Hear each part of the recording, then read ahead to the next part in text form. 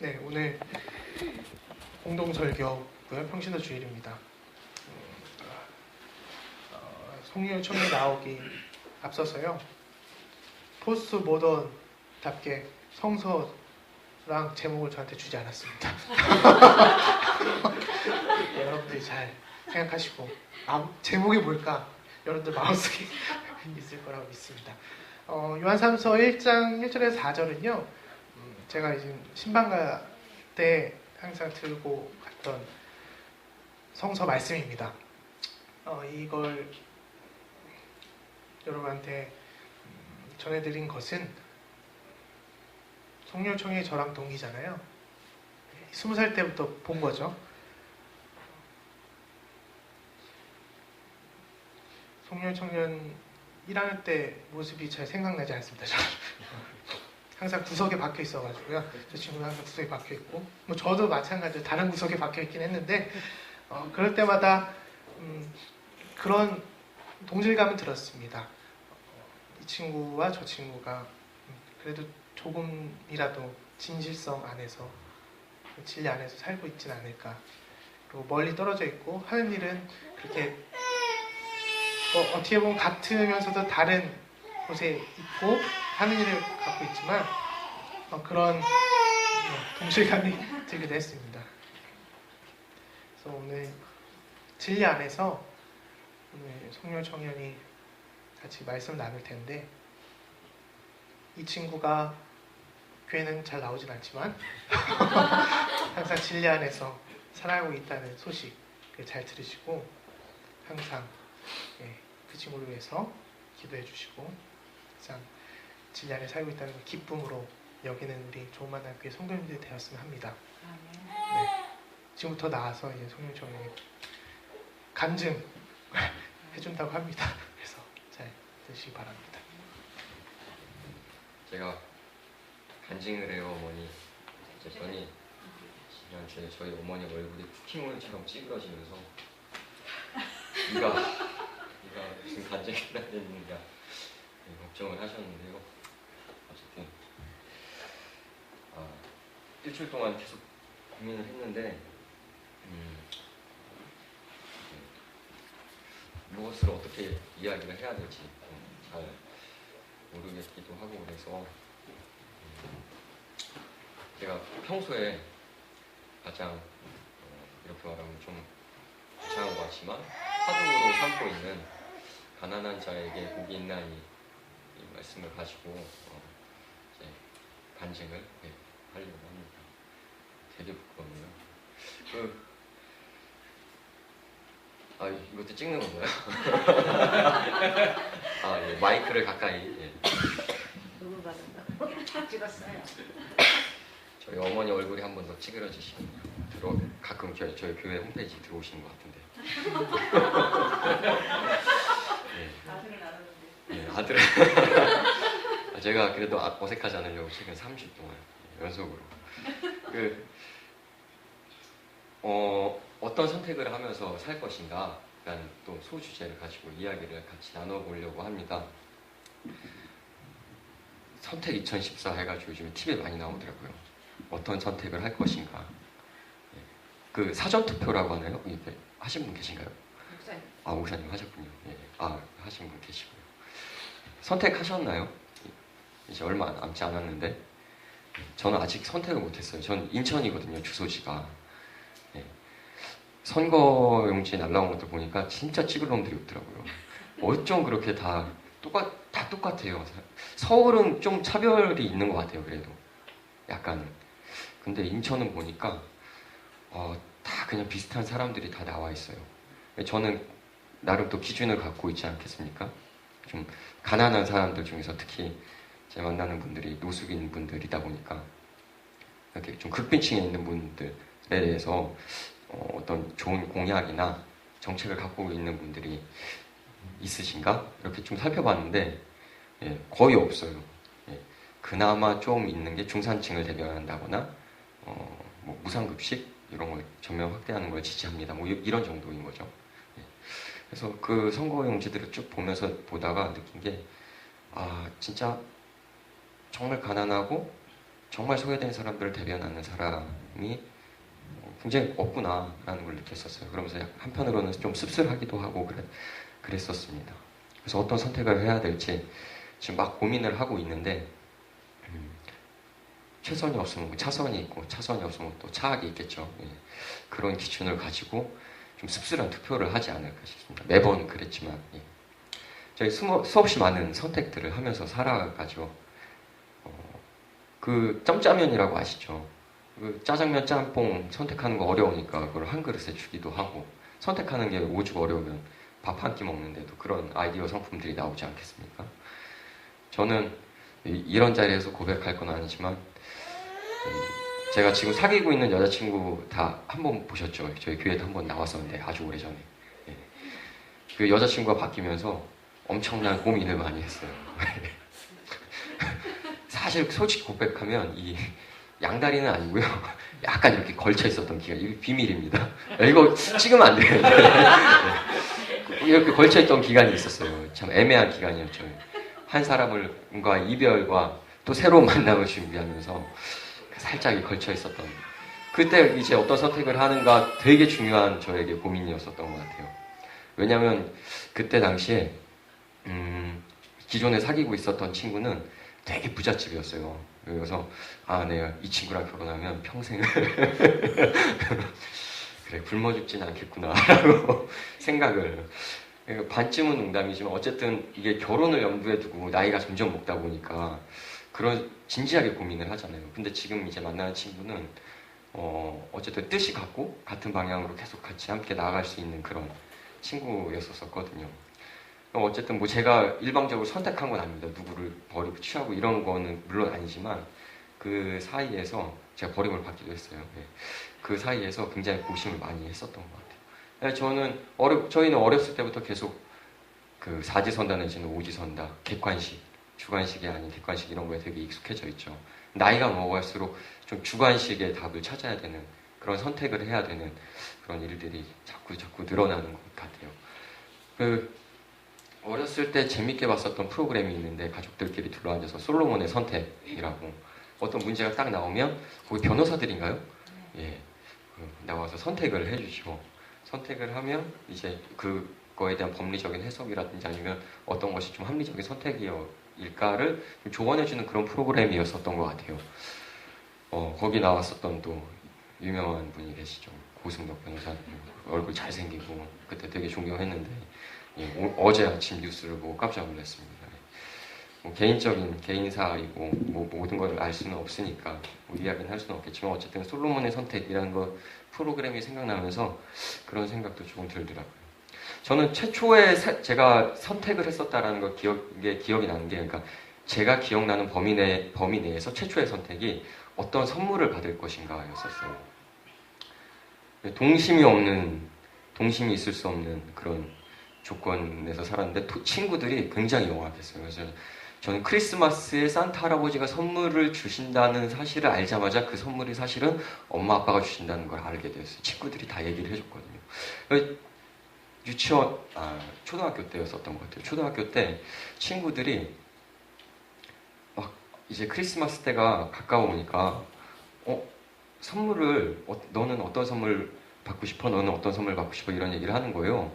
그래서 무슨 얘기인지 들어봤더니 산타 할아버지가 선물을 주신대요. 근데 그게 사실은 엄마가 주시는 거라는 거예요. 그래서 그 사실을 알고 나는 왜 그동안 못 받았을까라는 엄마를 약간 원망하는 그런 심정에 그래도 선물은 받아야겠다 싶어서 그날 집에 가서 엄마 산타 할아버지가 있는데 산타 할아버지가 선물을 주신대요 라고 이제 운을 띄웠어요. 그러니까 엄마가 짐짓 당황하시면서 그래? 우리 윤혁이는 무슨 선물을 받고 싶니? 라고 질문을 하셨어요. 무슨 선물을 받고 싶다라고 이야기를 못했었던 것 같아요. 예, 뭘 받아야 될지 몰랐었던 거죠. 그래서 말을 못하고 며칠을 고민하다가 이제 크리스마스가 이브가 되고 다음날 아침에 눈을 떴는데 이렇게 딱 만져보니까 뭐가 잡혀요. 그래서 이제 나도 이제 선물을 받는구나 그러고 딱 만져봤더니 기억나는 게 크레파스, 색연필, 도화지 이런 거였어요. 진짜 이게 아닌데 말을 하지 않으면 선택하지 못하면 이런 불상사가 일어나는 거죠. 저희 아버지가 올해 환갑이십니다. 어머니랑 의논을 했어요. 저희 아버지 뭐 해드리면 좋을까요? 그러니까 어머니가 머뭇머뭇하세요. 7월에 저희 아버지 환갑이신데 저희 아버지 눈 뜨시면 머리맡에서 색연필과 크레파스와 도화지를 만들게 제가 처절한 복수를 해야 되겠다 그런 생각을 하고 있습니다. 그리고 가장 최초의 선택, 제 기억나는 선택이 그거였다면 가장 최근에 선택은 아무래도 지방선거겠죠.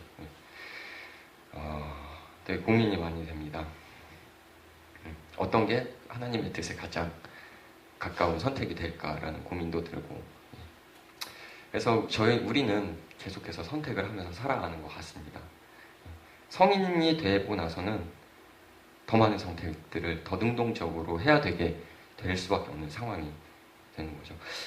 제가 또 기억나는 것 중에 가장 능동적으로 고민했었던 것 중에 하나는 2010년도에 있었던 고민입니다.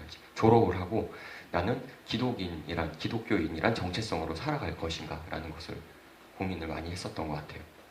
왜냐하면 이제 신학을 하고 학부를 졸업을 한 거잖아요. 근데 사실 뭐 신학교 나왔다고 학교에서 별로 배우는 건 없어요. 그러니까 좀 열심히 하는 친구들은 스스로 공부도 많이 하고 학교 공부도 열심히 하지만 뭐 저는 아까 전도사님께서 말씀하신 것처럼 뒤에 조용히 구석에서 처박혀 있었기 때문에 사실 그렇게 신학적으로 배운 것도 없었고 신학은 되게 어렵다라는 생각을 많이 했어요. 특히나 목회라는 거는 나에게 있어서 특히 어렵겠다라고 좀 포기를 많이 한 상태였었어요. 그래서 굉장히 고민을 많이 했었죠.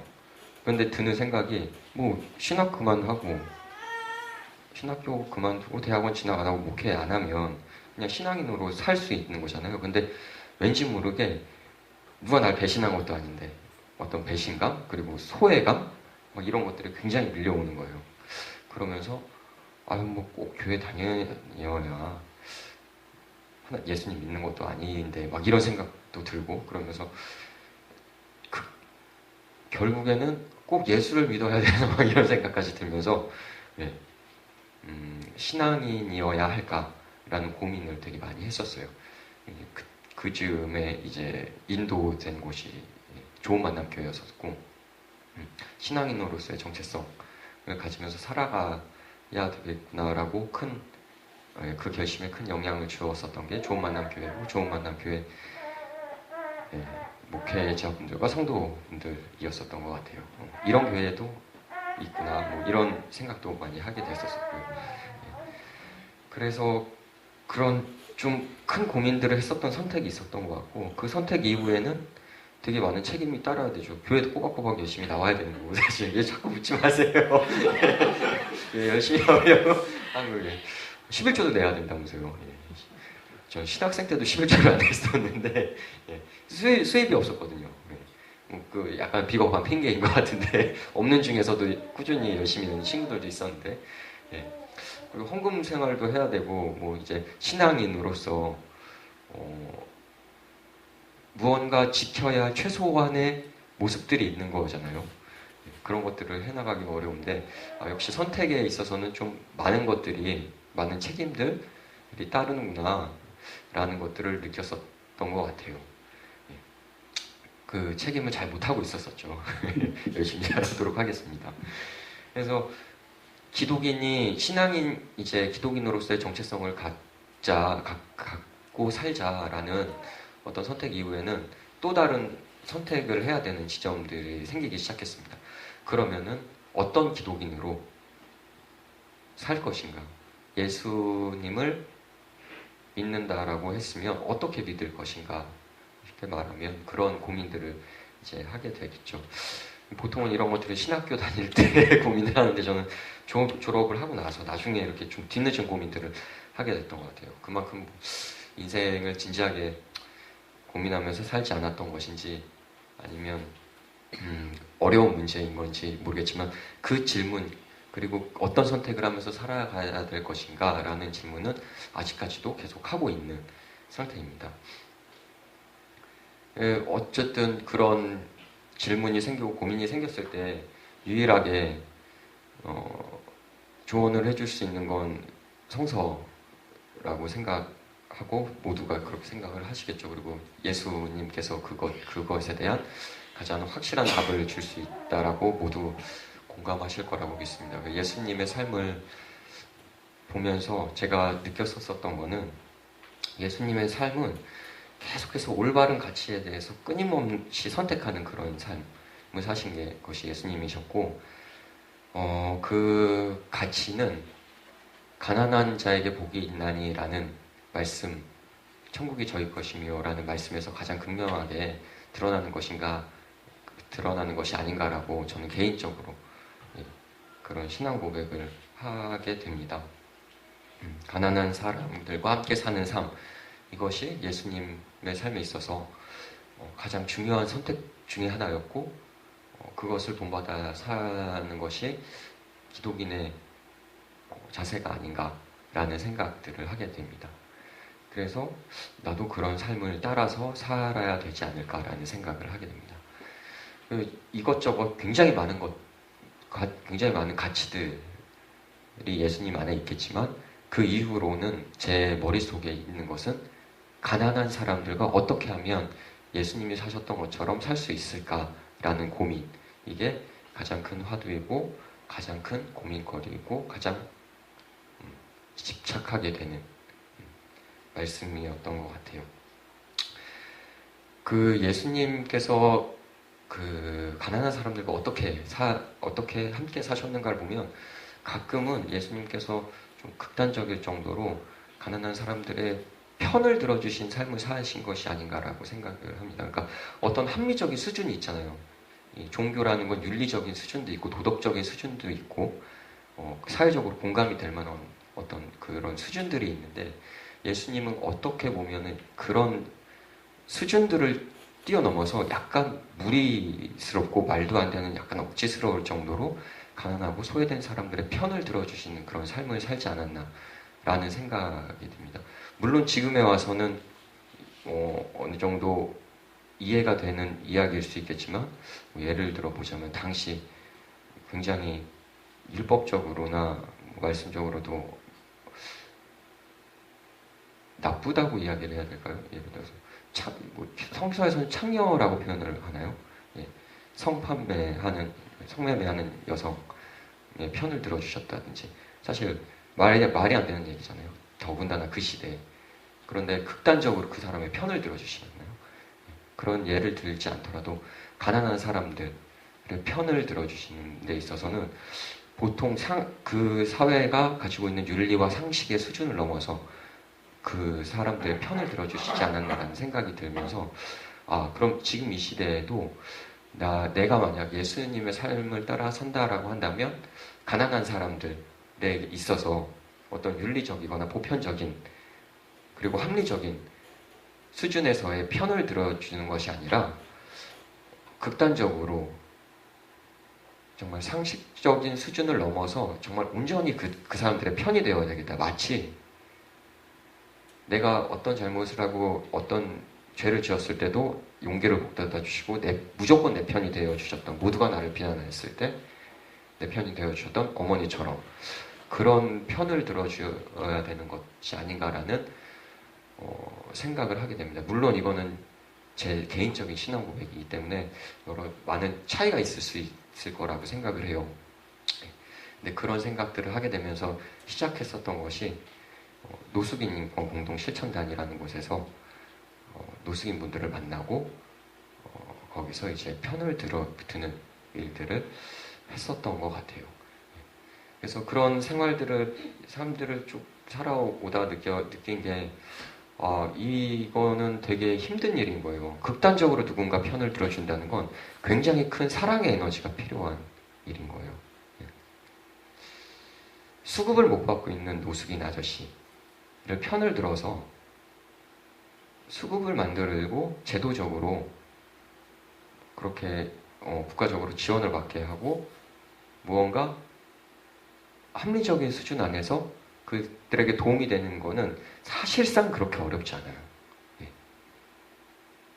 물론 쉬운 일은 아니겠지만 사실상 어렵지 않아요. 근데 그런 수준을 넘어서 이 사람들이 가지고 이제 사회에서 이분들이 이분들에 대해서 가지고 있는 어떤 지독한 편견과 징후 이런 거 되게 많거든요. 이런 것들에 대해서 편을 들어주기라는 란 굉장히 쉽지 않다는 걸 느꼈습니다. 그래서 느꼈었던 거는 예수님은 굉장히 에너지가 많으셨고 그 에너지 중에 하나는 정의와 평화 이런 것도 있지만 사랑.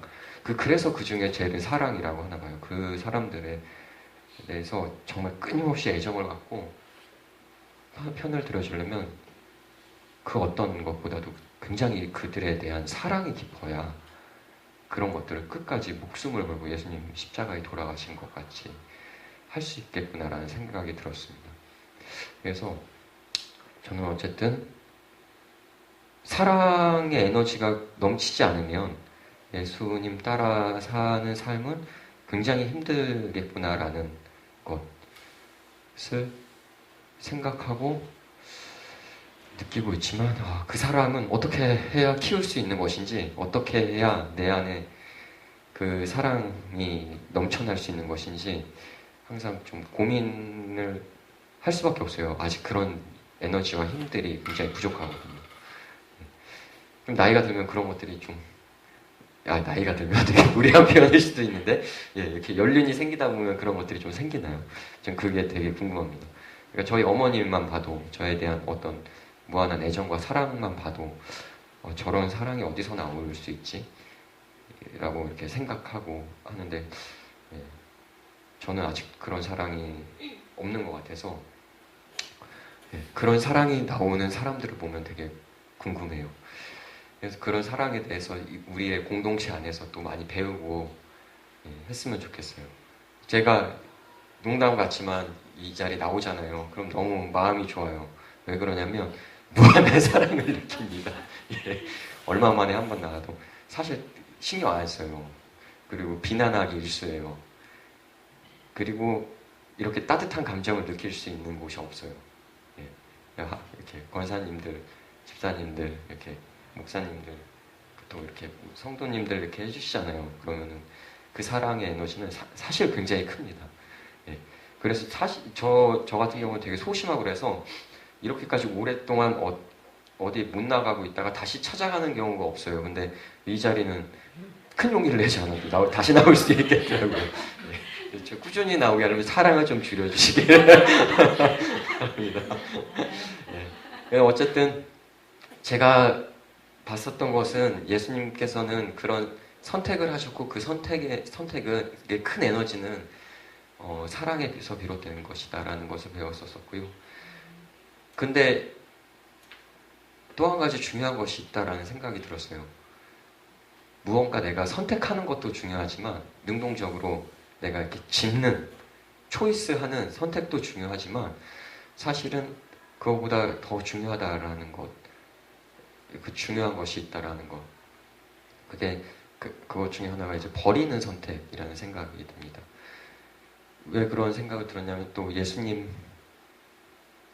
모습 속에서 그걸 찾아볼 수 있는 것이죠. 신으로서 예수님 신이잖아요. 저는 신으로 고백하는데 신으로 이 세상에 오셨고 동정녀 마리아 저 믿어요. 다 믿으시나요?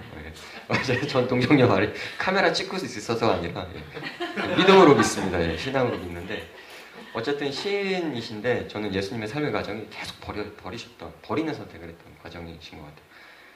하나씩 버리시는 거죠. 어디까지 버리시냐면 온전하게 인간이 되시기까지. 그래서 십자가에서 온전하게 인간. 어떤 분들은 이제 십자가에 달리시면서 온전하게 이제 하나님이 되셨던 이런 말씀도 하고 아니면은 다른 여러 가지 신학적인 또 다른 견해의 차이가 있을 수도 있고 하지만 저는 개인적인 신앙은 신의 모습에서 모든 것 계속 다 그 신의 모습들을 버려내고 인간의 모습으로 십자가에 못 박히시기까지 우리의 편을 들어주시고 가난한 사람들의 편을 들어주셨던 그런 사랑을 하셨던 분이 예수님이 아니신가라는 생각이 듭니다. 제가 나름 감독이잖아요. 사실 감독은 아니고 그냥 영상을 제작하는 사람이에요. 좋게 감독이라고 불러주시는데 편집을 하다 보면요 되게 중요한 게 있어요. 뭐냐면 어떤 장면을 어디에 넣을 것인가가 아니에요. 내가 애정을 갖고 찍었었던 모든 장면들 중에 어떤 것을 버릴 것인가가 되게 중요해요. 이거를 제대로 버리지 않으면 이야기 자체가 나오지가 않습니다. 그러니까 중요한 장면은 아차 놓쳐서 그 장면 살짝 빠져도 뭐 감동이 덜하거나 예, 클라이막스가 좀 없다라는 느낌이거나 이런 느낌이 있을 수는 있는데 내가 찍어왔었던 것이 다 애정 있고 내 거라고 생각하기 때문에 버리지 않으면 찍어왔던 필름의 분량이 이만큼이면 100시간을 찍으면 그 중에 한 1시간 쓰거든요. 99분을 버리지 않으면 이게 영화가 나오지가 않아요. 버리지 않으면 아예 일이 되지 않는 거죠. 이 영화를 만드는 작업을 하고 하면서 느꼈었던 건데 버려야 되겠다. 많은 것들을 버리는 선택을 되게 잘해야 되는 거죠. 예수님은 버리는 선택을 영화가 이렇게 그래서 독립영화 하는 사람들을 보면 버리지 못해서 영화가 완성되지 못하고 중간에 없는 사람이 되게 많아요. 근데 이제 예수님께서는 그런 인생에 있어서 버리는 것들을 굉장히 잘 하셨다라는 생각이 듭니다. 버릴 게 한두 길이겠습니까? 가난한 사람만 예수님의 자녀겠습니까? 그렇다고 뭐 부자를 버리신 건 아니지만 이제 버렸다는 표현을 쓸게요. 예. 계속해서 버리셨던 거죠. 그리고 자기가 집중해야 될 것들. 물론 예수님은 모든 인류를 사랑하셨겠지만 자신의 짧은 삶 속에서 그런 것들을 표현해 나가셨던 거죠. 결국엔 그것이 모든 인류를 사랑하셨다는 것을 표현을 하셨겠지만 그리고 얼마나 많이 이제 인간이 되어가는 과정에서 욕심, 욕망 이런 것들이 분명히 있으셨을 텐데 그런 것들을 계속 버려나가잖아요. 사실 그런 것들을 버리기가 굉장히 힘들어요.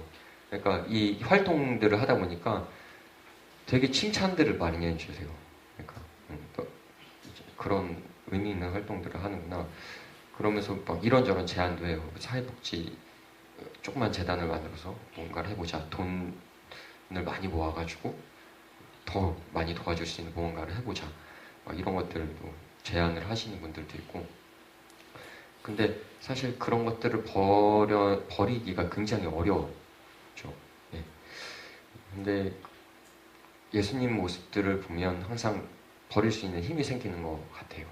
그래서 항상 그런 것들을 생각하면서 버리고 싶습니다. 근데 그 진짜 명예나 이런 명예에 대한 욕망은 되게 큰 것 같아요. 그 버리기가 되게 힘든 것 같고.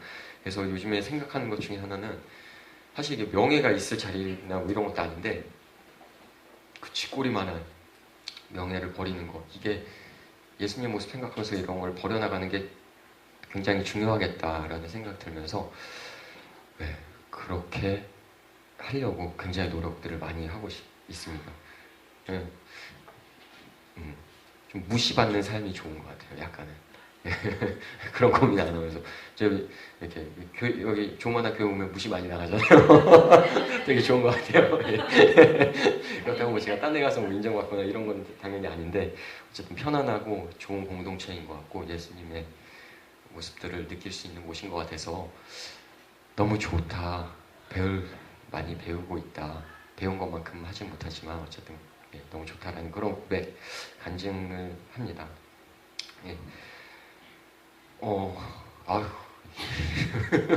말이 많아서 빨리 정리해야겠네요. 1분 내로 정리해야겠습니다. 시간이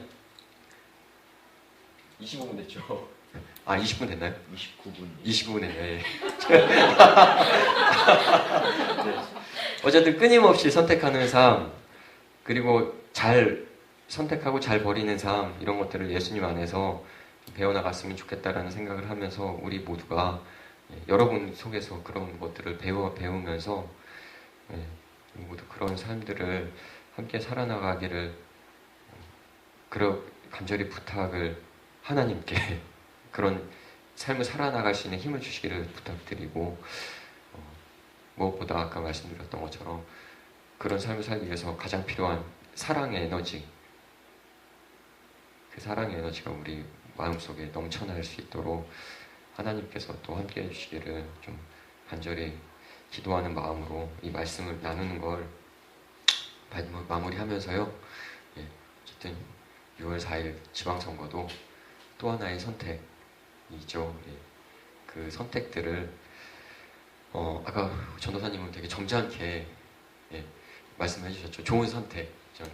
예, 저는 약간 보태면 이거 불법 이런 거 아니죠. 예, 제발 새누리당만이라도 안 됐으면 좋겠다라는 최소한의 바람을 가지면서 예, 너무 악독하더라고요. 아직도 아이들의 경쟁에 대해서 교육 같은 거 보면 경쟁에 대해서 아주 노골적으로 그것이 좋은 것이냐 포장하면서 이야기하고 아니길 바라면서 예.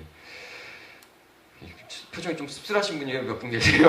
새누리당 얘기 나오니까 예, 아니죠. 예. 예, 말씀 이렇게 저의 간증을 마치면서 예, 긴 시간 들어주셔서 감사하다는 말씀을 드리고 하나님께 영광을 돌립니다. 이상입니다. 송년 청년 더 대면 해야지 글 잘 나온다고. 큰 따옴표 안에 있는 제목들 다 채워두셨죠? 제목은 선택. 네, 제목 선택. 한권 선생님이 정해주시면 제목 선택이고. 네. 저도 이 말하고 1분 내로 정리하려고 하는데요. 저의 20대가 3가지 변곡점이 있었습니다. 첫 번째는 신학교 들어가서 학회를 들어간 게 첫 번째 변곡점이었고요. 두 번째는 군대에 가서 차를 고쳤던 게 두 번째 변곡점이었고, 세 번째는 짧은 기간이지만 실천단, 아까 송윤 청년 얘기했던 그 실천단을 갔던 게 세 번째 변곡점이었습니다. 세 변곡점 다 내가 할 수 있는 게 없구나 라는 생각을 많이 했고요.